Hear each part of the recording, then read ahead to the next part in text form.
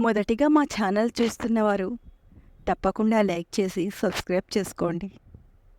ఒక భార్య ఇంట్లో నీళ్లు అయిపోయాయి అని ఎక్కడో దూరంగా ఉన్న బోరు పంపు నుండి నీళ్లు బిందెలోకి తీసుకువచ్చి ఇంటి ఆవరణలో ఒక్కొక్కటిగా నింపుతోంది ఆమె. తాగడానికి, వంటకు, బట్టలకు, గిన్నెలకు ఇలా పలు రకాల ఖర్చుల కోసం నీళ్లు తీసుకొని వస్తోంది ఆమె. ఎండ చాలా ఉంది. ఆమెకు ఎండలో కళ్ళు తిరిగి పడిపోయినట్టుగా అనిపిస్తోంది. అయినా చేయక తప్పదు. తను కాకుండా ఈ పని ఎవరు చేస్తారు?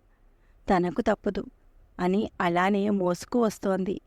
ఇంతలో ఇంటికి ఆవిడ భర్త ఎవరితోనో ఫోన్లో కోపంగా మాట్లాడుతూ వస్తాడు. అలా కోపంతో చూసుకోకుండా అతని కాళ్ళు బిందెలకు తగిలి ఆ బిందె నీళ్లు మరియు బిందెకు ఆనుకొని ఉన్న వేరే పాత్రలోని నీళ్లు కూడా ఒలికిపోతాయి. అంతలో అక్కడికి భార్య నీళ్లు తీసుకొని వస్తోంది. ఆవిడను చూసిన భర్త కోపంతో ఊగిపోతూ, నీకసలు బుద్ధుందా? ఎవరైనా ఇంటికి అడ్డంగా ఇలా బిందెలను పెడతారా?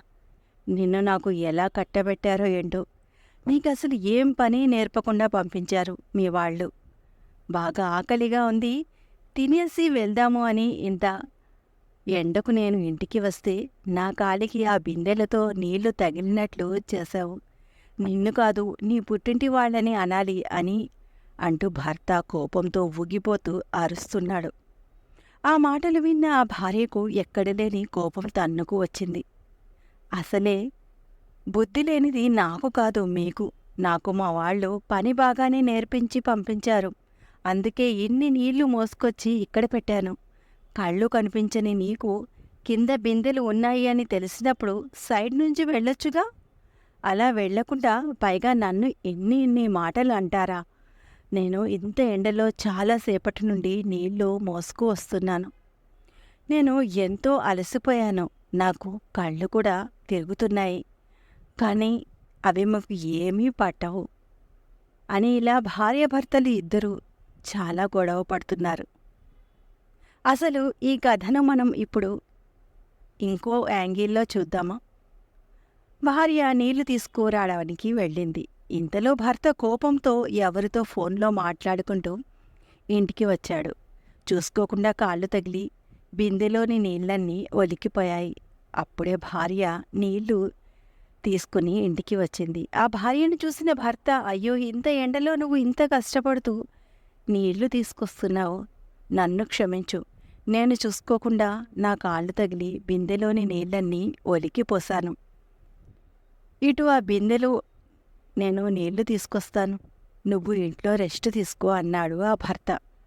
అప్పుడు ఆ భార్య అంది, పర్వాలేదండి, మీరెందుకు నన్ను క్షమాపణ అడుగుతున్నారు? మీరేం కావాలని చేయలేదు కదా. చూసుకోకుండా జరిగింది.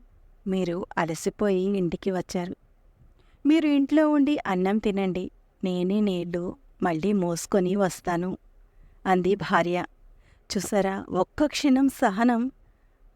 ఎంతో గొడవ పడవలసిన వారిద్దరూ అసలు ఏమీ గొడవ లేకుండా చాలా ప్రేమతో ఉన్నారు. అది సహనం యొక్క గొప్పతనం. అందుకే ఎవరి కష్టాలు వారికి ఉంటాయి. ఎవరిని చులకనగా చూడొద్దు. కోపంతో ఎదుటివారిని ఒక మాట అనే ముందు ఒక్క క్షణం ఆలోచించి మాట్లాడితే వాళ్ళ దృష్టిలో నీకంటే గొప్పవాళ్ళు ఎవరూ ఉండరు. ఇంతేనండి.